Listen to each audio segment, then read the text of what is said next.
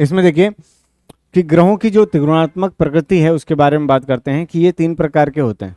ठीक है, 3 गुणों की प्रकृति है, तो 3 गुण हैं। कौन कौन से हैं कि या तो शुभ है, ठीक है, या तो अशुभ है, या दोनों मिक्स है। कैसे होता है दोनों मिक्स मिक्स? देखिए, यदि पाप ग्रह, हमें थोड़ा सा छाले हैं इसलिए समस्या हो रही है, जो पाप ग्रह हैं, जैसे मान लीजिए अशुभ ग्रह है या क्रूर ग्रह है, सूर्य, मंगल और शनि, इनसे युक्त यदि चंद्रमा भी कम बल वाला चंद्रमा इनके साथ हो जाए, या कम बल वाला बुध इनके साथ हो जाएगा, तो वह भी क्रूर या पापी हो जाएगा। मान लीजिए शनि के साथ बुध हो या शनि के साथ चंद्रमा हो, तो वह भी कैसा हो जाएगा? पापी हो जाएगा, क्योंकि क्षीण, उसके अंश क्षीण हो चुके हैं। तो अंश क्षीण है तो उसी के अनुसार कार्य करेगा जो बलवान साथ में होगा, है ना। संगत से गुण आते हैं, संगत से गुण जात। तो देखते हैं कौन कौन किसके साथ है। सत्व रज और गुण हमने पढ़ लिया। अब ये क्रूर और सौम्य संज्ञा है, शुभ और क्रूर। देखिए इसमें लिखा हुआ है कि सूर्य, मंगल और शनि कैसे माने गए हैं? क्रूर ग्रह माने गए हैं, ठीक है।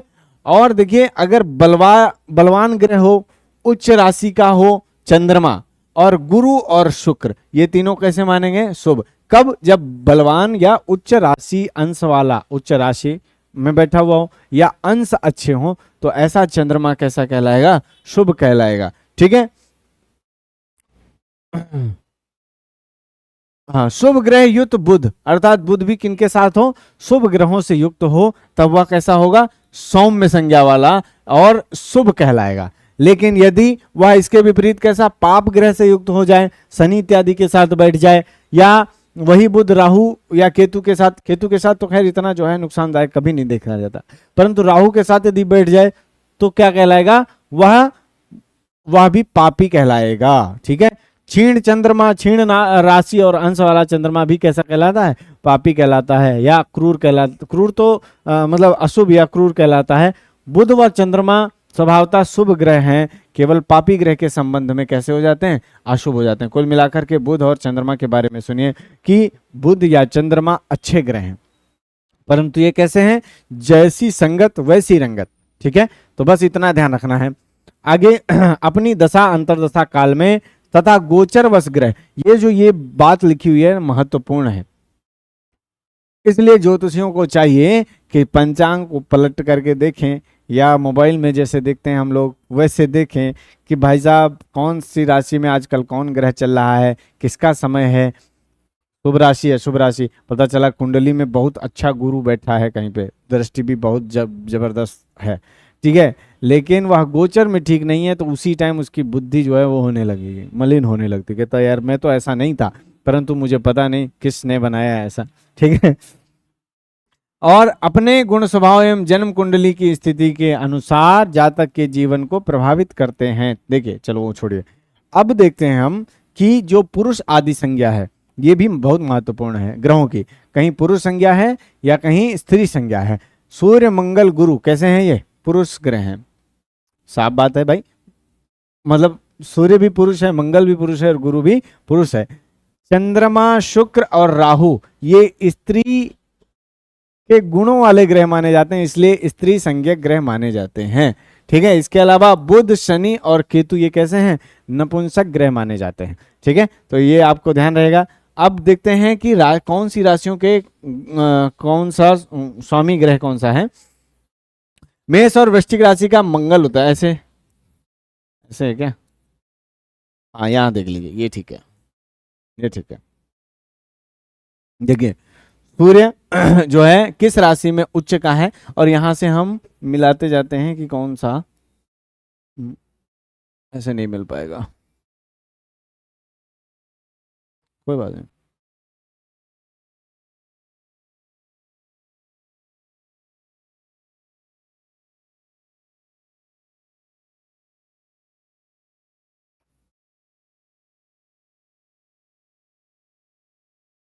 यहाँ पे देख लीजिए, सूर्य जो है वो कौन सी राशि का स्वामी है? सिंह राशि का। 5 नंबर का मतलब है सिंह राशि,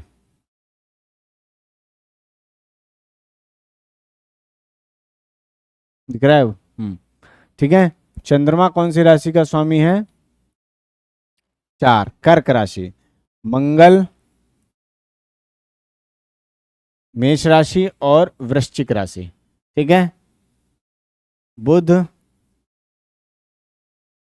3 दूनी 6, यानी मिथुन राशि और कन्या राशि। बृहस्पति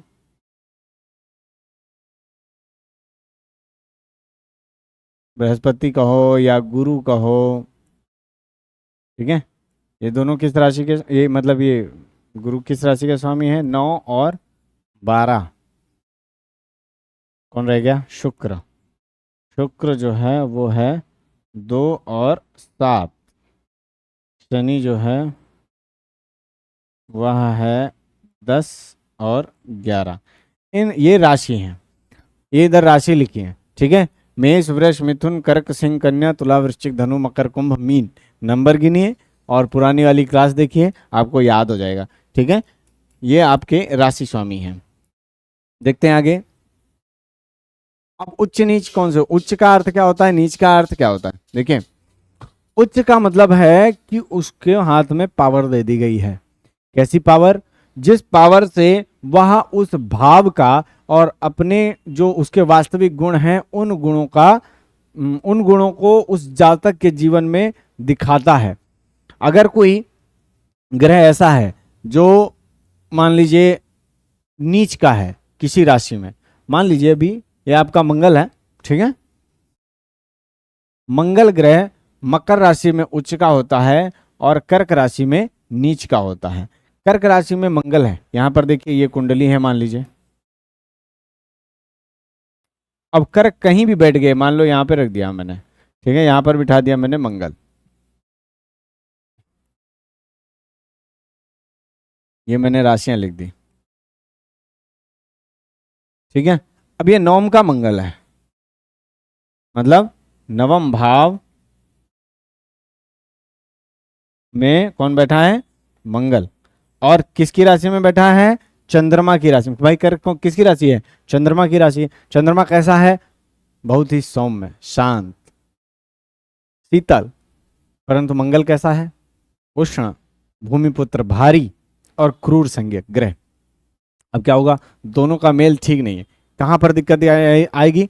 एक तो वो उसका जो मन है वह मतलब अचानक से क्रोधाग्नि में धधकने वाला होगा कि एकदम से क्रोध चढ़ता है और फिर वो देखता नहीं, तहस नहस कर देता। दूसरा, किन विषयों में करता है? वो धर्म वाले भाव में बैठा है भाई, भाग्य वाले भाव में।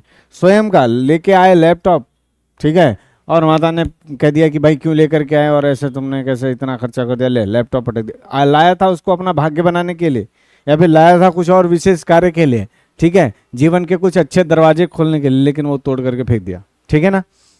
आप देखेंगे कि भाई ऐसे व्यक्ति, यहाँ पर ये चीज है, ये कारण है उसके भाग्य का भट्टा बिठा देने वाला। ठीक है। लेकिन अब ये भी देखा जाएगा कि ये कौन कौन सी राशि का स्वामी है। ये तो एक ऐसे उदाहरण है, लेकिन यहाँ पर आप देखें कि ये कौन से वृश्चिक राशि का है, मतलब वृश्चिक राशि का स्वामी है, यानी कि लग्नेश है। और लग्नेश कहाँ बैठ गया? नवम भाव में। नवम भाव में लग्नेश बढ़िया होता है, क्योंकि त्रिकोण में बैठेगा ना तो वो बढ़िया होगा। मूल त्रिकोण है, मूल त्रिकोण में यदि कोई ग्रह मतलब लग्नेश होकर के पंचम में बैठे, नवम में बैठे, तो कैसा होता है? वो शुभ फलदाता ही होता है। परंतु एक उदाहरण के रूप में आपको बता रहा था, लेकिन वो ऐसा करेगा, ठीक है। कहीं ना कहीं इस भाग्य के मतलब इस जातक के, जो भी वो जातक है, उस जातक के भाग्य में ऐसा पड़ाव आएगा। ये अनुभवशील बात बता रहा हूं मैं आपको, ठीक है। किसी की कुंडली में ऐसा योग देखने के बाद ऐसा। आगे देखते हैं। अब इसमें हम देखेंगे कि सूर्य कौन सी राशि में उच्च का है और कितने अंश तक है। अंश का मतलब है हर एक ग्रह, हर एक ग्रह कैसा होता है, मतलब हर एक जो राशि होती है वो कितने अंश तक होती है? 30 अंश की होती है, ठीक है। तो जब ग्रह की एक डिग्री होती है, यही 30 डिग्री तक होता है। अब इस 30 डिग्री के अंतर्गत वो 3 अवस्थाएं होती हैं, 3 नहीं 4, सॉरी। बाल्यावस्था, ठीक है, किशोरावस्था, युवावस्था और वृद्धावस्था। तो इनको बांट दो भाई 30 को। तो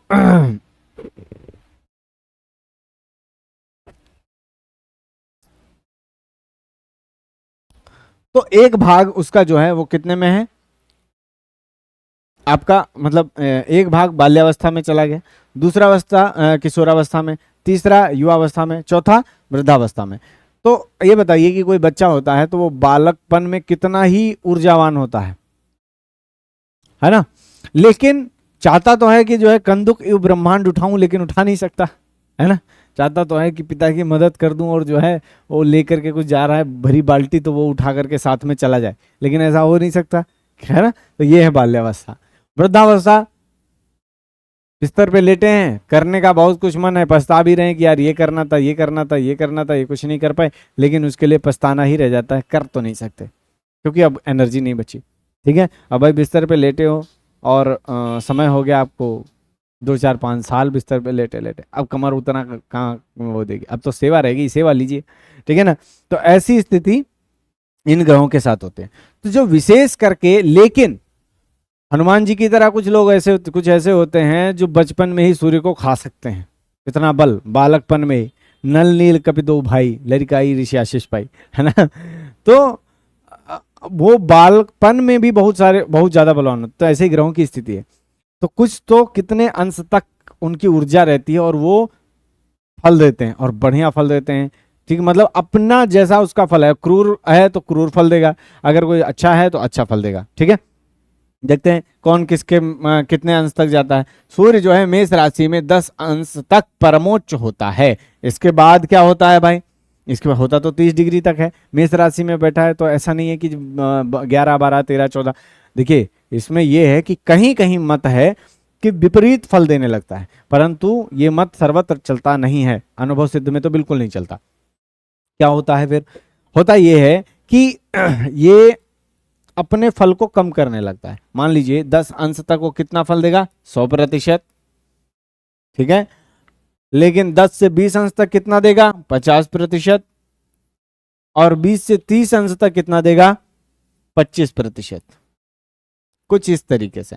तो आप डायरेक्ट अगर बोलना चाहते हैं आहा हा लग्न में सूर्य है, मेष राशि का है, क्या बात है, आप तो बहुत बड़े अधिकारी हैं ना, ऐसा नहीं हो सकता।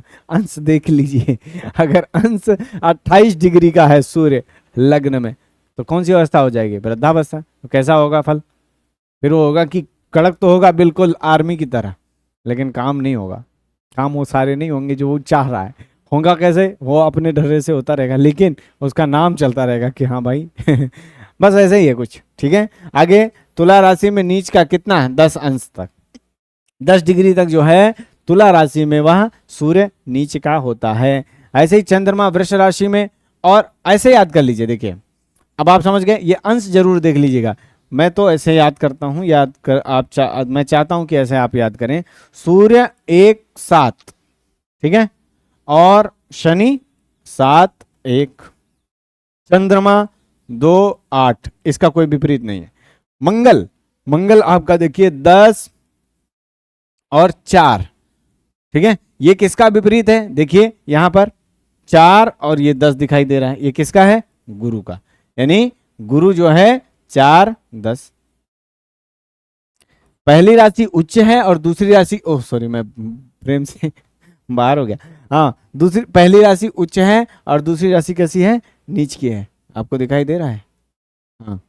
और शुक्र जो है, अब बुध और शुक्र, ये बुध है कन्या राशि में उच्च का और मीन राशि में 6 दूनी 12 नीच का, और शुक्र क्या है 12 राशि में यानी मीन राशि में उच्च का और 6 अर्थात कन्या राशि में नीच का, ये है भाई साहब, ठीक है।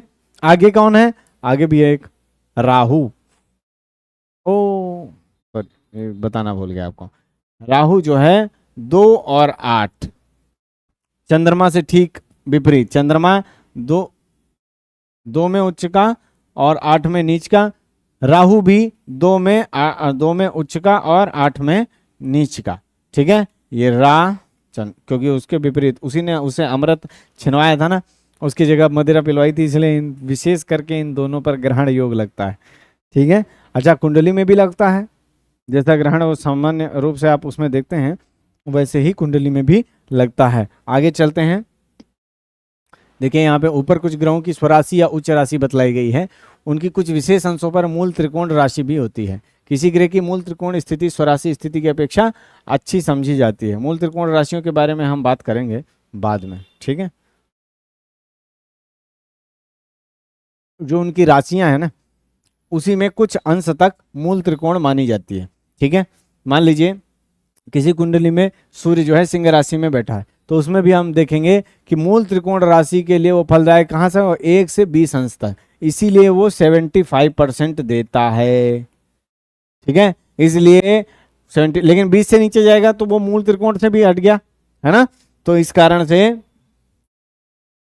चंद्रमा वृष राशि में 3 से 30, मंगल मेष राशि में 1 से 12 अंश, ये याद करने पड़ेंगे, रटने पड़ेंगे, ठीक है। ऐसे याद कर लो, सूर्य 1 20, चंद्रमा 3 30, मंगल 1 12, और 12 न्यारा 16 20, बुध 16 20, गुरु 1 13, ऐसे करके कोई कहानी बनाओ कुछ तरीके से, ऐसे याद कर लो। अंश याद रहेंगे ना तो थोड़ा फलित करने में आपको आसानी रहेगी। बाकी ये जानना था आपको।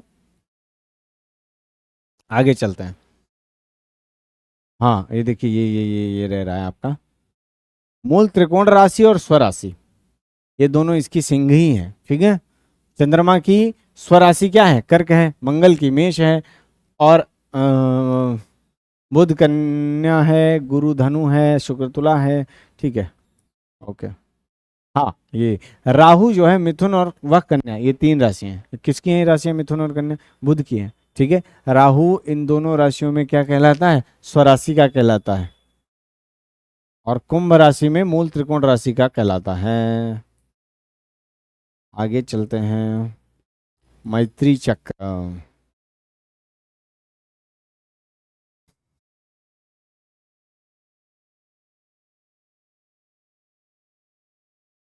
बहुत ही महत्वपूर्ण चीज। देखिए मैत्री चक्र देख लीजिए, इसमें मित्र ग्रह और शत्रु ग्रह, सम ग्रहों की चर्चा हम नहीं करेंगे। फलित में है महत्वपूर्ण, ऐसा नहीं कह रहा हूं मैं, नहीं है। आप दिखाई नहीं दे रहा है।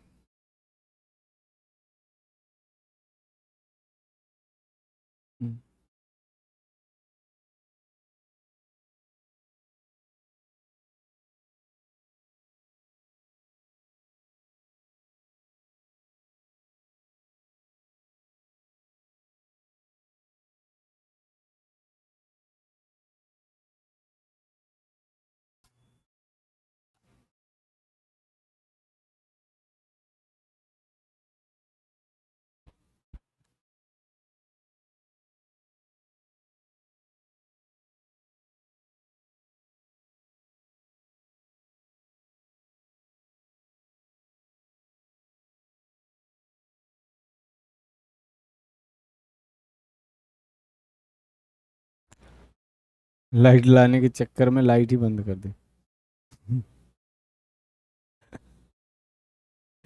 धन्य हो महाराज, मैं खुद। अच्छा।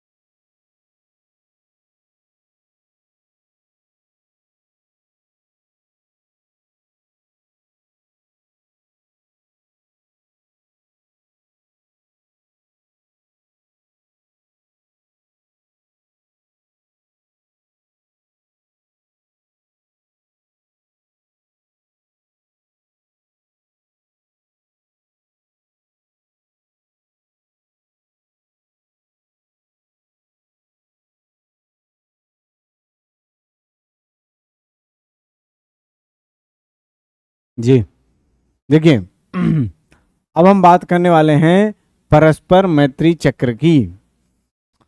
ग्रह ग्रहों का जो मैत्री चक्र है वो कुछ इस प्रकार है कि दो बातें आपने याद रखनी है। एक तो ये, आपको क्या लगता है कि जो है शुक्र का शत्रु कौन होगा? शुक्र भाई, ऐसे सोचिए, शुक्र जो है किसके? राक्षसों के गुरु हैं, है ना। और तो वो किससे शत्रुता करेंगे? वो करेंगे जो देवताओं का गुरु होगा, है ना। कौन है वो? बृहस्पति। तो वो उनके शत्रु हैं। देख लीजिए, गुरु का शत्रु कौन है? शुक्र। ठीक है। और शुक्र का शत्रु सूर्य और चंद्रमा। मित्रों में ये तीन देखिए, सूर्य चंद्र मंगल, ठीक है। और इन्होंने अपने उसमें शामिल किया हुआ है गुरु जी को। ये चार लोग बढ़िया मित्रता निभाते हैं। सूर्य के चंद्र मंगल गुरु मित्र हैं, चंद्रमा के सूर्य और बुध हैं, ठीक है। और मंगल के सूर्य चंद्र गुरु, और गुरु के सूर्य चंद्र मंगल। देखिए, एक दो तीन चार, इन लोगों की बढ़िया बनती है आपस में, ये लोग मित्र हैं, ठीक है। शुक्र में बुध, देखिए किसके किसके किसके मित्र हैं? बुध, बुध और बुध। शुक्र शनि और केतु के मित्र हैं, ठीक है।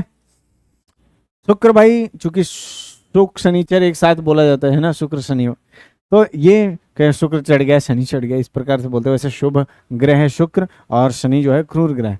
तो शुक्र का मित्र है शनि, और शनि का मित्र है शुक्र, ठीक है। इतना ऊपर वाला क्लियर। इधर देखते हैं राहु के कौन है? दोनों तो जो एक शुभ और एक वो मित्र, दोनों जो है ना आपस में, शुक्र शनि, वो राहु ने अपना मित्र बना रखा है। और उनके साथ इसने बुध को भी शामिल किया हुआ है। एक दो तीन, देखिए बुध इनके साथ है, ठीक है। और केतु यहाँ पर भी है। केतु गुरु को अपना मित्र मानता है, ये बात विशेष है। अब शत्रुओं में आते हैं। शत्रु में सूर्य और शनि की नहीं बनती है। अब चूंकि सूर्य जो है वो कैसे हैं?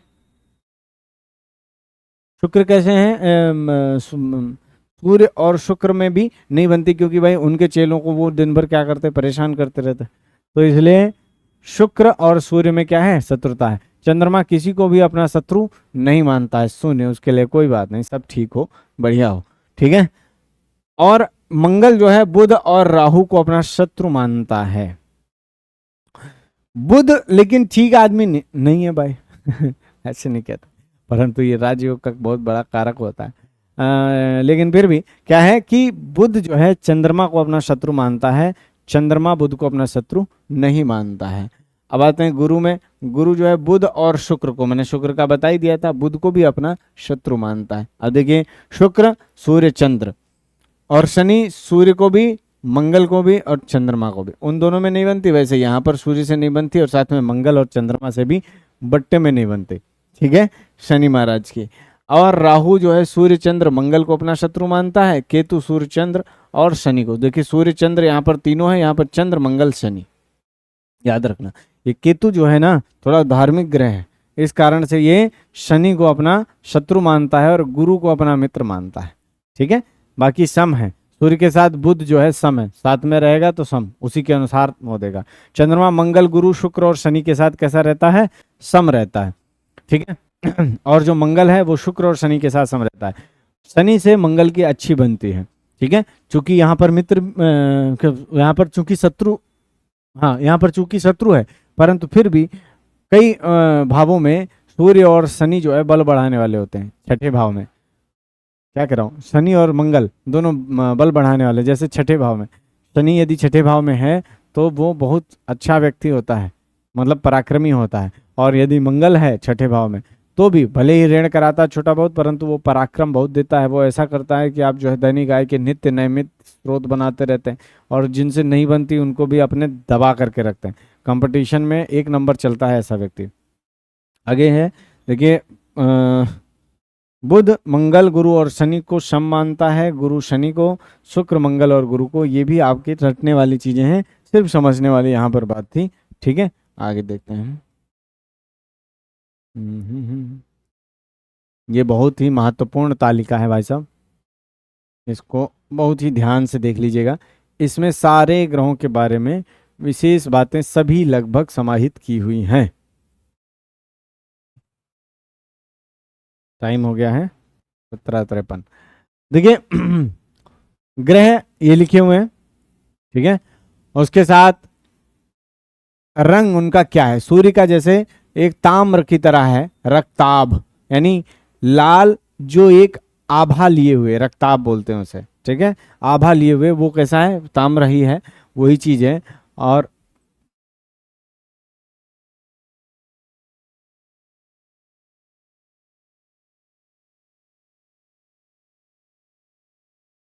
आगे प्रकृति कैसी है सूर्य की, उष्ण है, यानी किस प्रकार का वो ग्रह है, ज्वलनशील, दिख ही रहा है, गर्मी है बहुत है। लेकिन जिस व्यक्ति का भाव सूर्य के द्वारा मतलब कैप्चर किया हुआ है, सूर्य पंचम भाव में है, सूर्य लग्न में है, सूर्य चतुर्थ भाव में है, तो उसके साथ क्या है, वह उससे संबंधित अधिक फल देता है। बस क्या है, कुछ डिग्रियां और राशि पर निर्भर करता है, ठीक है, बहुत अधिक फल देता है। और ये जो जो यदि मान लीजिए लग्नेश है या राशि राशि स्वामी है, ठीक है, तो क्या होगा, तब जो सूर्य है उसके बहुत सारे गुण उस व्यक्ति के अंदर दिखाई देंगे। जैसे पंचुअल होता है सूर्य, भाई टाइम से आता है, बिल्कुल रोज आता है, कभी नहीं मिस करता, तो इस प्रकार से उसका गुण होगा।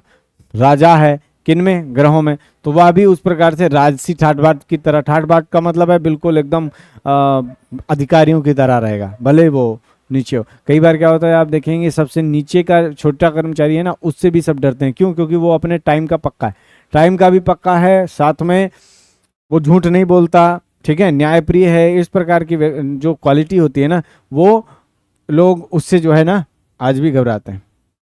क्यों, क्योंकि वो भाई वो बोलेगा कहीं भी, वो बना के नहीं रखना चाहता, ज्यादा नहीं ना, ताम झाम ज्यादा नहीं, ठीक है, चलने दो, ठीक है, अपना जो काम है वो होगा, बस उसमें आगे पीछे कुछ नहीं बाकी। तो इस प्रकार का है, ठीक है। तत्व कैसा है, अग्नि, भाई ये सारे यदि क्वालिटी उसमें दिखाई दे रही हैं तो अग्नि तत्व ही है। स्वभाव कैसा है, क्रूर है। लिंग क्या है, पुरुष है। वर्ण क्षत्रिय है, क्षत्रिय माने पावर, ठीक है।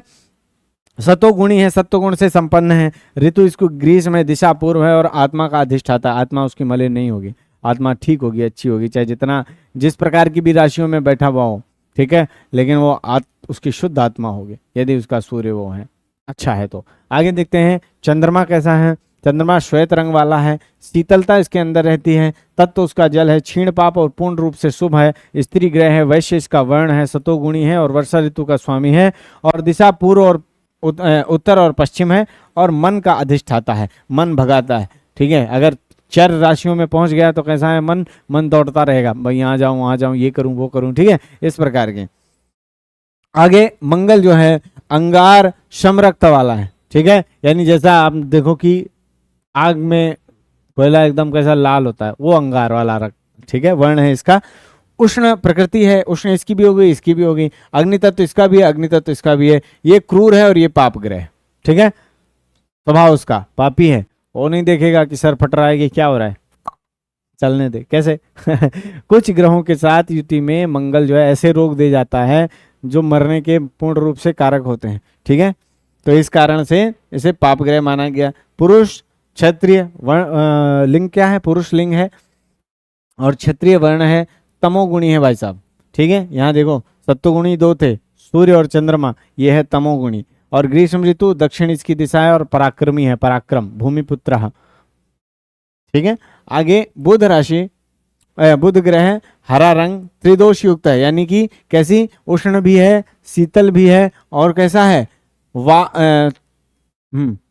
वात कफ धातुओं से युक्त है, ऐसी प्रकृति है इसकी। भाई उष्णता अधिक होता है तो पित्त होता है ना। और अगर शीत अधिक होगी तो कफ होता है, पित्त कफ और वात, ठीक है, वायु। तो ये तीनों चीजें इसके अंदर हैं, तो दोष युक्त है। और जल, सॉरी गड़बड़ हो गया, गड़बड़ हो रहा है ना, हाँ ये इसमें त्रिदोष युक्त है। तत्व इसका कौन सा है, पृथ्वी तत्व है। स्वयं शुभ है और पाप ग्रह से युक्त हो जाएगा तो पापी कहलाएगा, और जो है शुभ ग्रह से युक्त हो गया तो शुभ कहलाएगा। पुरुष और नपुंसक दोनों लिंग हैं। वर्ण शूद्र है, रजोगुणी है, शरद ऋतु है, उत्तर दिशा है और वाक शक्ति का स्वामी है, वाणी का स्वामी है, अधिष्ठाता है। ठीक है, आगे देखते हैं। जो गुरु है वो गुरु पीले वर्ण वाला है, कफ धातु है, आकाश तत्व है और शुभ है, परम शुभ है। पुरुष पुरलिंग है और विप्र है। विप्र कैसा होता है? विप्र माने ब्राह्मण विद्वान, ठीक है, और विप्र माने जन्मना ब्राह्मण, तो वह विप्र सकल गुण से हीन है तो भी बहुत ही सौम्य है। कम से कम एक अपना नियम लगा करके रखा हुआ है भाई, गीता का पाठ करता है। एक कहानी है कि जो है एक ब्राह्मण थे तो वो खेती किसानी करते थे। कहानी का वैसे समय है नहीं, ठीक है, चलिए। बाकी खेती किसानी करते थे और भगवान के सामने हाथ जोड़ करके एक ही बात बोलते थे कि जो है अब सौंप दिया इस जीवन का सब भार तुम्हारे हाथों में, उद्धार पतन होवे मेरा, सरकार तुम्हारे हाथों में। तो भगवान जो है कहते हैं कि जो भक्त जपता है वही भक्त भगवान भी जपते हैं। तो भगवान माला जपते हैं। नारद जी ने देखा कि यार माला जप रहे हैं, बोले आप किसकी माला जपते हो? उन्होंने कहा मैं अपने भक्तों के नाम की माला जपता हूँ। तो बोले अच्छा, लेकिन इसमें जो मनके हैं ये छोटे और बड़े हैं। तो बोले जो जितना बड़ा भक्त है उतनी बड़ी मन का है उसकी। अच्छा, बोले मेरी मन का ये बड़ी वाली होगी? बोले नहीं नहीं, इसमें ये देखो ढूंढो, ये लिखा होगा, उसमें लिखा हुआ है सबसे छोटी मन, मतलब थोड़ी सी तो छोटी सी मन का उनकी है, उससे भी छोटी छोटी। उन्होंने कहा यार ऐसा कैसे, ये बड़ी मन का किसकी? बोले एक वो है वहाँ। बोले अच्छा, मैं दिन रात नारायण नारायण करता हूँ और ये जो है कितना जप करता होगा मुझसे ज़्यादा, देखता हूँ। जाकर के देखा तो वो जो ब्राह्मण था जो सुबह शाम आकर के यही करता, खाता पीता सो जाता। 3-4 दिन उनके साथ रहे, लेकिन उन्होंने देखा कि वो कुछ नहीं। और सुबह उठता, नहा धो के तुरंत तो हाथ जोड़ता भगवान के सामने और जो है अब सौंप दिया इस जीवन का सब भार तुम्हारे हाथों में, उद्धार पतन हो गए मेरा, सरकार तुम्हारे हाथ। अच्छा, शाम को भी यही खा के सो गया बोल करके। वाहे महाराज क्या बात है, आप जो है ऐसे, ये तो गलत बात है, उसकी मन का बड़ी कैसे हो सकती हो? तो कुछ नहीं, 2 बार दिन में बोलता है। अच्छा कोई बात नहीं, खैर आज तो बहुत ही तामझाम संभाला हूँ मैं, है ना, पूरे सृष्टि का। तो आप ऐसा करो, मेरे लिए एक औषधि बनवा लाओ, चले जाओ। ऐसे कोई वहाँ भी होंगे सुषेण, तो उनके पास भेजा कि जाओ वहाँ से ले आओ। तो उन्होंने भर के कटोरा दे दिया तेल का, ले जाओ और गिरे ना एक बूंद छलका तो इसकी जो शक्ति है वो नष्ट हो जाएगी। वो लेकर के आ रहे हैं, बहुत धीरे धीरे हौले हौले से पैर रखते, एक भी गिरने नहीं दिया। लो महाराज। उन्होंने कहा अच्छा, लिया, लगाया, बोला वाह, तुरंत ठीक हो गया। औषधि तो बहुत तगड़ी थी। बोले औषधि तो थी लेकिन मैंने भी, उन्होंने कहा था कि अगर एक बूंद छलक गया तो क्या होगा, इसकी शक्ति नष्ट हो जाएगी, लेकिन मैंने एक बूंद भी नहीं छलकने दी। अच्छा, वाह, बहुत अच्छा। इतनी देर में कितनी बार जप किया नारायण नारायण? इतनी देर जप करने का किसको समय था? मैं तो वो लेकर के आ रहा था। अच्छा, तो एक बार भी नहीं जप किया। और उसकी जरा दिनचर्या देखिए, परिवार के पालन पोषण में, मेरे बनाए हुए इन जीवों के पालन पोषण में वो इतना बिजी है, लेकिन फिर भी दोनों टाइम नियम से इतना ही बोलता है आकर के कि मैंने सारा सौंप दिया आप ही को, आप जानो, उद्धार हो मेरा पतन हो आप जानो। तो उसकी माला, उसका मन का तो बड़ा होगा ही। अच्छा, तो ऐसी बात थी सर, ठीक है। तो वैसे ही ये विप्र है, सतोगुणी, हेमंत ऋतु का स्वामी और उत्तर और पूर्व दशा है और ज्ञान और सुख का कारक है गुरु। ज्ञान और सुख का, विशेष करके स्त्रियों में सुख का कारक है गुरु, ठीक है। आगे शुक्र, देखिए पत्नी है, बुद्धि से चल रही है, प्रेम से तो चली रही है, वो बुद्धि के साथ भी चल रही कि पति थक के आया है तो कुछ ना बोले। देखिए क्या मतलब जिंदगी हो जाएगी दोनों की, ठीक है। आराम से चाय पानी दिया, जो भी कहना है मतलब दिमाग लगा करके बुद्धि से अपनी बात रख दी कि भाई ऐसी ऐसी घर में ये सिचुएशन है, नहीं आते ये ऐसे वैसे वैसे करने लग जाए तो फिर क्या होगा? पुरुष की जो मुस्कान है खत्म, है ना। लेकिन होना क्या चाहिए? यदि वो गुरु से अर्थात बुद्धि से चलती है तो उसका उसका उसका पति उसको सब प्रकार के सुख प्रदान कर देगा, ठीक है।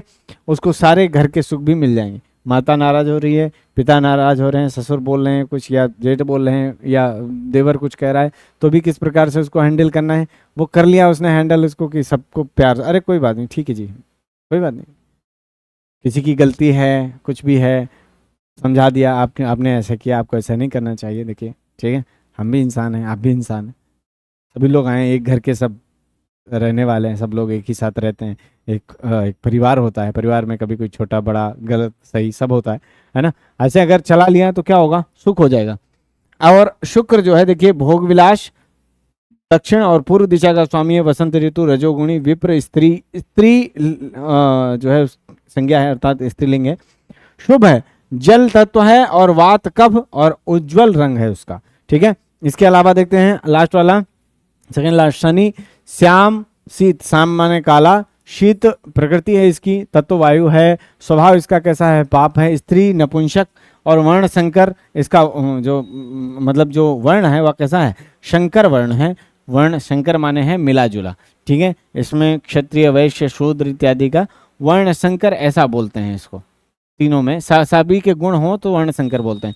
तमोगुणी, शिशिर ऋतु, पश्चिम दिशा, और विपत्ति का अधिष्ठाता है। विपत्ति से बचना है तो शनि की शरण में जाइए, और विपत्ति लानी है तो शनि से विमुख हो जाइए। आगे राहु और केतु, देखिए इसमें क्या है, श्याम वर्ण है इसका, और केतु कैसा है, धब्बेदार श्याम है, दोनों ही श्याम है, दोनों ही पाप ग्रह हैं, दोनों ही म्लेच्छ हैं, दोनों ही तमोगुणी हैं, दोनों ही दक्षिण और पश्चिम दिशाओं के स्वामी, एक मद का है, एक कष्ट और चर्म रोग का है। चर्म रोग बहुत ज्यादा होता है, देख लीजिए कहीं केतु कहीं आपका पीड़ित तो नहीं है, है ना, कोई ऐसे भाव में तो नहीं बैठा है कि पीड़ा दे रहा है, स्वयं पीड़ित होगा तो आपको भी पीड़ित करेगा, तो ये स्थिति है। आगे कुछ विशेष भावों के ये ग्रह कारक होते हैं परमानेंट, कैसे कारक होते हैं, परमानेंट कारक होते हैं। देखिए देखिए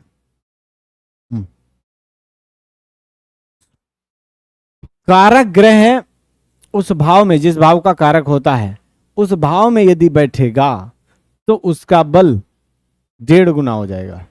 कैसे, सूर्य बैठा है मेष राशि में पहले भाव में, मान लीजिए मेष राशि में भी नहीं बैठा है, ये बैठा है अपनी शत्रु राशि में, शत्रु की राशि किसकी है, शनि की, शनि के 10 लिख दिया मैंने, ठीक है।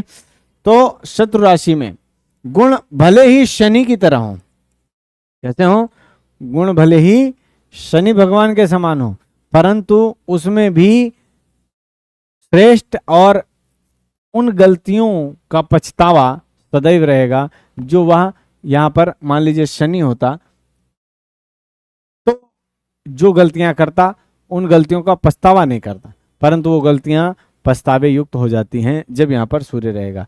उसमें भी शरीर उसका, जैसे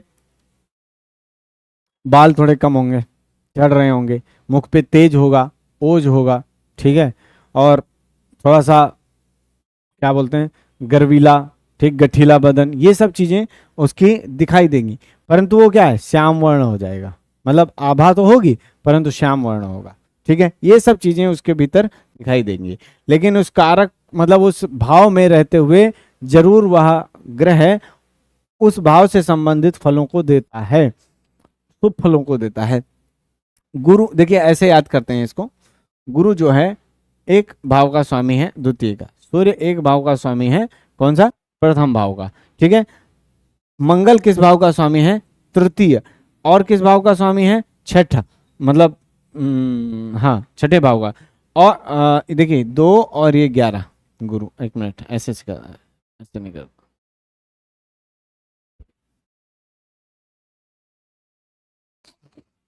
पहले सूर्य देखते हैं। सूर्य है पहले भाव का स्वामी, 10म भाव का स्वामी, 9म भाव का स्वामी, ठीक है। तो सूर्य के साथ लिख देते हैं हम यहाँ पे सूर्य 1, 10, 9, ठीक है। अब आते हैं चंद्रमा पे, चंद्रमा कौन से भाव का स्वामी है, देखिए चौथे भाव का स्वामी है, बस, ठीक है, चंद्रमा चौथे भाव का स्वामी है। गुरु ऐसे नहीं चलेंगे, चंद्रमा, मंगल, मंगल पे आते हैं। तो मंगल जो है आपका छठे भाव का स्वामी है और आपका तृतीय भाव का स्वामी है। ठीक है, तो मंगल के आगे लिख दें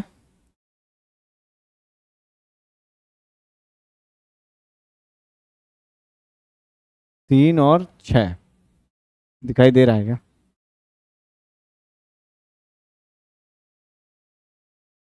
3 और 6, ठीक है। बुध, देखिए यहां पर भी बुध दिखाई दे रहा है हमें, यहां पर भी बुध दिखाई दे रहा है हमें, तो यानी 4 और 10 बुध। अब साफ दिख रहा होगा। 4 और 10। उसके बाद कौन आता है? गुरु। गुरु 4 जगह, 1 2 3 4 और ये 5। कौन कौन भाव का कारक है? स्वामी का मतलब है कारक। तो गुरु 2 4 7 9 और 10 इन भावों का कारक ग्रह है। ठीक है, गुरु हो गया। शुक्र, शुक्र जो है सप्तम भाव का कारक है, यहां लिख देता हूं, शुक्र सप्तम भाव का कारक है। ये देखिए शुक्र जो है पुरुषों के लिए सप्तम भाव का कारक ग्रह है और स्त्रियों के लिए गुरु अर्थात बृहस्पति जो है सप्तम भाव का कारक ग्रह है, यहां पर बदल जाता है। ठीक है, शुक्र हो गया। शनि, शनि किन किन भावों का है? 12 नंबर का, ठीक है, कारक है, 10वें भाव का कारक है और 8वें भाव का और 6ठे भाव का, यानी शनि 6 8 10 12, 6 8 10 12 शनि। और हो गए सारे क्या? गुरु में पंचम और 5 और जोड़ दीजिए, 5 पंचम भाव, हाँ लिखा तो है। ठीक है, ठीक है, ये कारक ग्रह हैं। आप चाहे ऐसे याद कर लीजिए चाहे ऐसे याद कर लीजिए कि एक कुंडली बनाइए, ठीक है, ऐसे और ऐसे बिठा दीजिए, ये है सूर्य, ये है सूर्य, ये है सूर्य। गुरु में चलते हैं तो गुरु है आपका 2 4 7, यानी ऐसे लिखेंगे 9 10 5, ऐसा।